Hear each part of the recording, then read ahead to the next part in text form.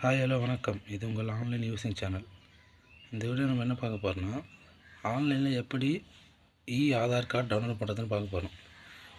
வாங்க வீடியோக்குள்ளே போகலாம்.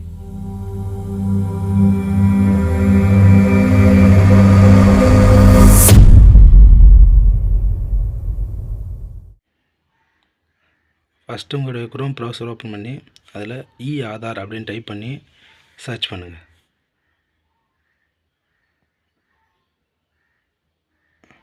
சர்ச் பண்ண பிறகு இங்கே ஒரு பேஜ் ஓப்பன் ஆகும். அதை பார்த்தீங்கன்னா ஸ்க்ரோல் பண்ணிங்கன்னா மேலே கீழே என் ஆதார் அப்படிங்களா, அதை ஓகே கொடுத்தீங்கன்னா மேலே ஸ்க்ரோல் பண்ணுவாங்க.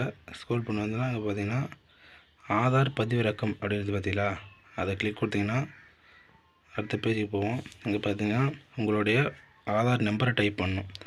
ஆதார் நம்பர் டைப் பண்ணிவிட்டு கீழே பார்த்தீங்கன்னா கேப்சா கோடு இருக்கும். கேப்சா கோடையும் நீங்கள் டைப் பண்ணணும். கேப்சா கோடை டைப் பண்ணுங்கள்.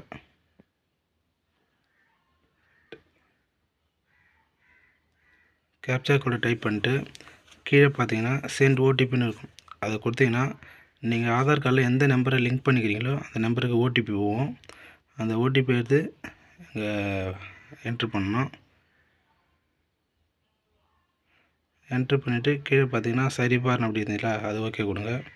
ஓகே கொடுத்தீங்கன்னா இங்கே உங்களுடைய டீட்டெயில்ஸ்லாம் வரும். உங்களுடைய பேர், உங்களுடைய ஃபோட்டோ, டேட் ஆஃப் பர்த்து, உங்களுடைய அட்ரஸ் அதெல்லாம் வரும். கரெக்டாக தான்னு பார்த்துக்கின்னு இங்கே பதிவிறக்கம்னு இருக்குது பார்த்தீங்களா, லெஃப்ட் சைடில் ரைட் சைடில் அதை கிளிக் கொடுத்தீங்கன்னா உங்களுடைய ஆதார் கார்டு டவுன்லோட் ஆகிடும். டவுன்லோட் ஆன ஆதார் கார்டை அப்படியே ஓப்பன் பண்ண முடியாது. அதுக்கு பாஸ்வேர்டு இருக்குது. பாஸ்வேர்டு என்னென்னா, இப்போ உங்கள் பேர் அனீஷ்குமார் அப்படிங்கிறதுன்னு வச்சுக்கோங்க.